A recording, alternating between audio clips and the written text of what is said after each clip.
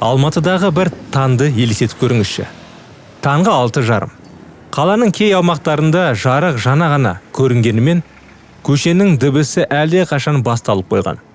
Біреу мектепке бала апарады, біреу автобусқа үлгерем деп жүгіріп келеді.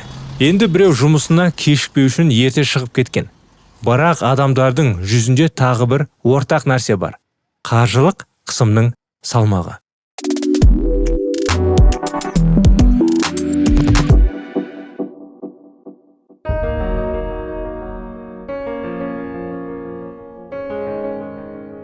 Соңғы жылдары көп нәрсе қымбаттады.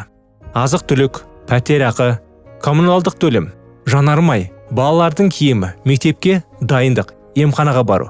Бұл тізімді айта берсек, ол тізім бара-бара созылып көбейе береді. Солай ғой. Бұнымен бәріміз келісеміз. Әркімге бүгін бұл өте қатты сезіледі. Азық-түліктің бағасы, жаңа айта кеткендей, пәтердің, коммуналдық, жанармай, балалардың киімі, оның бәрі бүгін расында да бағасы көтерілді. Жалақы өсіп үлгермейді. Айлық келсе 1-2 күнде тарап кетеді. Солай ғой. Қолға түскен ақша жан сақтау үшін ғана жеткілікті сияқты. Біреулер кредит төлейді, біреулер бірнеше кредит төлейді. Кейбір адамдар өздерің ақша келген күні жеңілдеп қалам, бірақ 2 күннен кейін бәрі қайта басталады деп сипаттайды. Бұл тек сіздің мәселе емес, бұл бәріміздің қиындығымыз. Қазақстандағы миллиондаған адамның шындығы.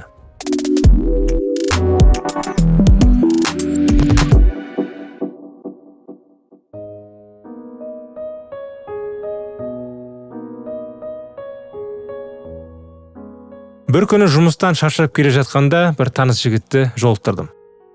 Жымиып тұрғанымен жанары шаршаңқы.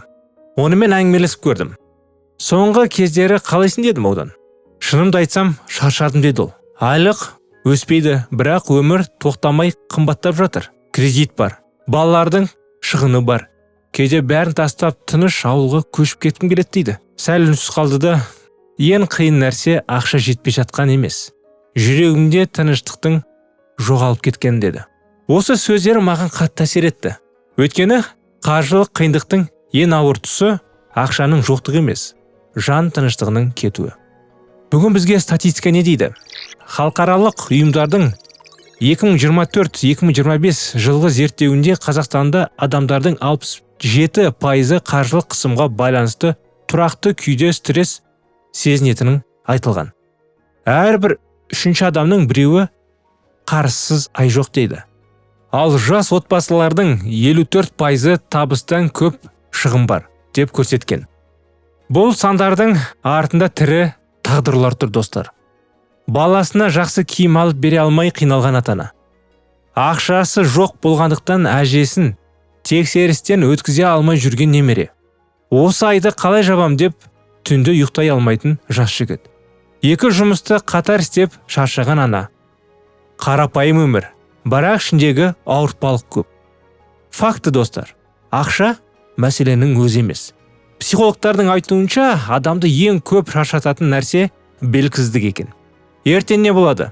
Балаларды қалай оқытамын? Кредитті қалай төлеймін? Осылай өмір бойы жүре берем бе деген сұрақтар. Белгісіздік. Адам қорқынышы көбіне ақшада емес, бейбітшіліктің жоғалуында. Бұл жерде ең қызық нәрсе бар. Кейде қаржылық жағдайы жақсы адамдар да дәл солай күйзеліске түседі. Кейде адамдар ойлайды, әрине саған айту оңай. Сенің ақшаң бар, жұмысың бар, көлігің бар дегендей. Бірақ жоқ достар. Ақшасы барларының да қиындықтары бар. Олардың да денсаулықтары сіздікіндей керемет деп айтуға болмайды. Демек, мәселе тек ақшада емес.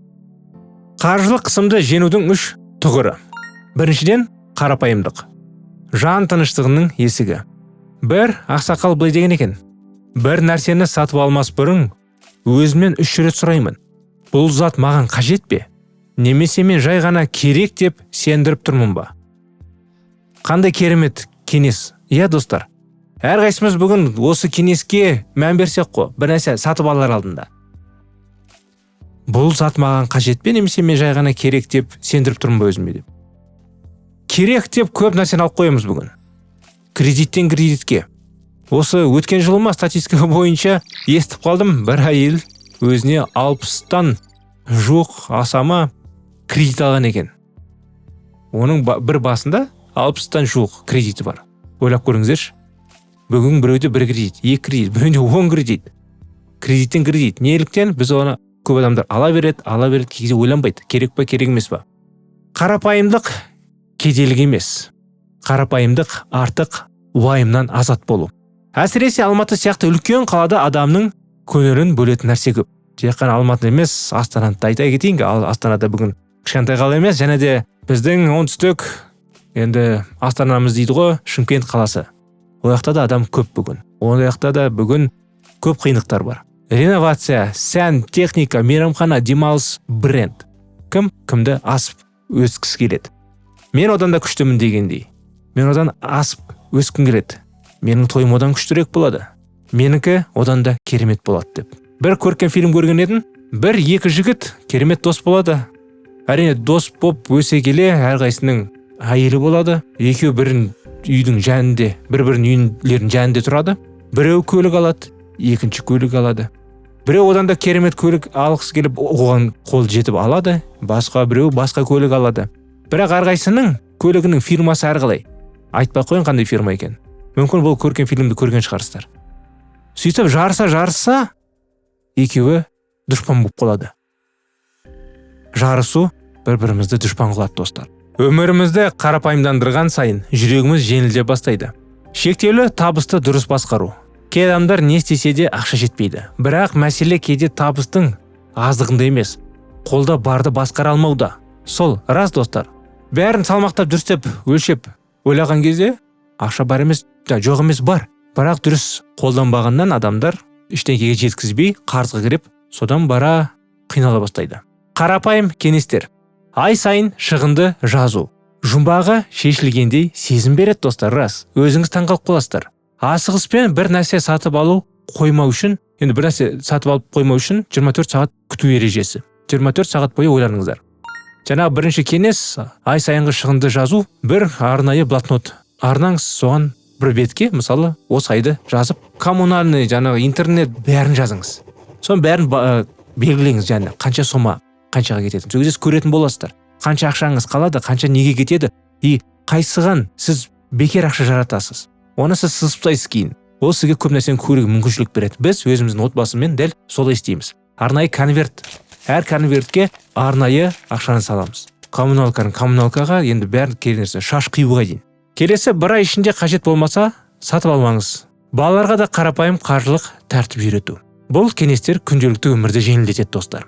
Жүректегі тыныштық ең үлкен байлық. Ең маңыздысы осы. Адамдар 2 шындық өмір сүреді. Қалтадағы ақша, жүректегі тыныштық. Қалтаның толуы уақытша, достар. Жүректің толуы өмірді өзгертетін нәрсе. Кейде біз бәрін өзіміз шешуіміз керек деп ойлаймыз. Ал шын мәнінде адам бәрін бақылауда ұстай алмайды. Енді кейде адам күйзеліске түскенде ең керек нәрсе кімге сенуге болатынын білу. Қасиетті киелі кітапта бір қарапайым, бірақ өте терең ой айтылған. Жүрегі жаралыға жаратқан жақын тұрады. Жаны күйреп, кінәсіне өкінгенді құтқарады.